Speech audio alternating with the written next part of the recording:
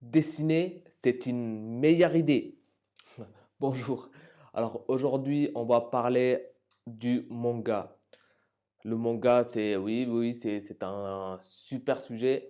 Donc, il faut savoir que le manga au Japon désigne non seulement la bande dessinée, mais aussi les films d'animation et les dessins de presse. On entend souvent dire d'ailleurs, j'ai lu un manga au sens bande dessinée, ou j'ai vu un manga. Là, on parle plus d'animation. Je vous avais déjà parlé de la définition donc du manga. Image légère, image de peu d'importance. Ça, je vous en avais parlé lors d'une précédente vidéo. Et si je devais résumer aujourd'hui brièvement les origines du manga, sans être trop barbant, disons qu'un certain Hokusai, célèbre peintre du 19e siècle, 1814 hein, pour être plus précis, utilisa le mot manga pour la première fois pour désigner ses carnets de croquis. Des magnifiques croquis qu'il croquait sur le vif, sur le vif du sujet, hein, sur la vie quotidienne que je vous invite vraiment à aller découvrir.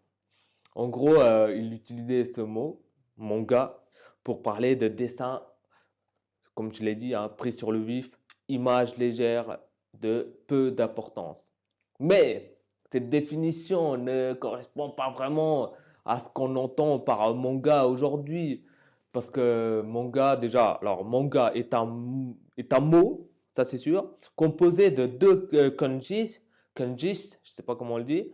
Mon qui signifie divertissant, exagéré, et ga qui veut dire esquisse rapide ou dessin grotesque ou caricatural.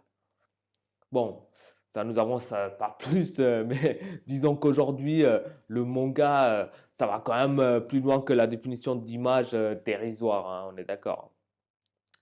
Bref, si on se réfère un peu à la documentation sur le sujet, il semblerait que le premier véritable manga ait connu le jour en 1902, sous la plume de Rakuten Kitazawa. C'était un manga humoristique qui illustrait le thème de L'arroseur arrosé, le célèbre court-métrage français des frères Lumière. Incroyable, hein? Bon, il faut rappeler qu'avec la fin de la politique d'isolement du Japon à l'ère Meiji, l'influence occidentale était très présente dans le pays. Il n'y a pas de hasard, hein. Mais un des pionniers reste Osamu Tezuka, le maître absolu pour moi, qui est l'un des, donc, comme je disais, un pionnier du manga après la Seconde Guerre mondiale. Et il semblerait qu'il s'inspirait beaucoup du cinéma occidental. D'ailleurs, ça se voit hein, dans ce monde dessiné. Et il était également, attention, une petite information croustillante, un fan de Walt Disney. Eh oui. Alors, pour revenir au manga au sens général, il existe une multitude de types de manga pour tout public en fait. Alors, allons-y. Par exemple, Komodo, donc c'est un type de manga, est une bande dessinée destinée aux enfants, genre Pokémon. Vous voyez, Pokémon avec Pikachu. Pika Pika. C'est comme ça qu'il disait Pika Pika. Bon, le shonen s'adresse à des ados. C'est plutôt des histoires avec des héros badass ou des héros qui se découvrent du potentiel durant l'histoire. Ils deviennent de plus en plus forts. Voyez le genre? Bon, Naruto par exemple est un shonen. Ensuite, il y a le shoujo. Enfin, c'est difficile à dire ça. Qu'est-ce que c'est?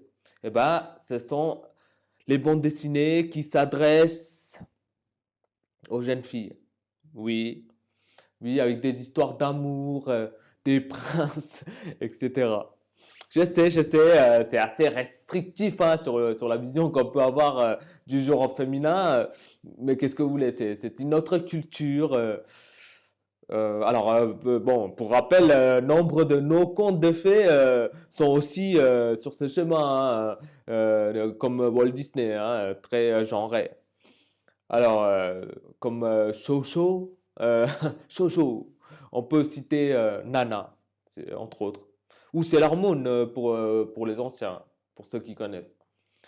Alors, il y a le Seinen, qui a pour public les étudiants ou jeunes adultes. Alors là, ces BD parlent de sujets plus graves, plus, plus sérieux, plus sérieux, pardon. On peut citer Death Note, par exemple. C'est un seinen, seinen. Alors, un genre qu'on connaît peut-être un peu moins, en tout cas pour ma part, c'est le josei. Josei. Alors, comment dire, josei, c'est un peu la version féminine du seinen évoqué précédemment.